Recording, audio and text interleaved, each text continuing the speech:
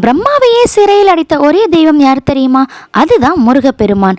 ஒரு நாள் சிறுவனாக இருந்த முருகன் பிரம்மாவை பார்த்து ஓம் என்ற மந்திரத்தின் அர்த்தம் என்ன அப்படின்ற மாதிரி கேட்குறாங்க.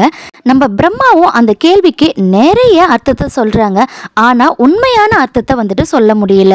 அதை கேட்ட முருகன் வந்துட்டு ரொம்பவே கோவப்பட்டுட்டு பிரணவ மந்திரத்தோட அர்த்தமே தெரியாம படைப்பு தொழிலை நீ செய்யறியா அப்படின்ற மாதிரி சொல்லி நம்ம பிரம்மாவை வந்துட்டு சிறையில் அடைச்சிடுறாரு நம்ம முருகர். பிரம்மா இல்லாம உலகின் படைப்புலாம் வந்துட்டு நின்று போயிடுது. தேவர்கள் அனைவரும் ஒன்று சேர்ந்து சிவபெருமான் கிட்ட நடந்த விஷயத்த சொல்றாங்க. சிவபெருமானும் வந்து முருகன் கிட்ட பிரம்மாவை விடுவி அப்படின்ற மாதிரி சொல்றாங்க. உடனே முருகன் இருந்துக்கிட்டு ஓம் என்னும் மந்திரத்தின் உண்மையை அறியாதவன் படைப்பை செய்ய தகுதி உடையவனா அப்படின்ற மாதிரி கேட்குறாங்க.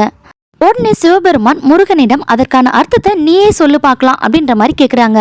நம்ம முருகன் ஓம் என்பது பிரபஞ்சத்தோட முதல் ஒளி, அதுவே ஒவ்வொரு உயிரோட தொடக்கம், அதுவே இறைவனோட வடிவம் அப்படின்ற மாதிரி சொல்கிறாங்க.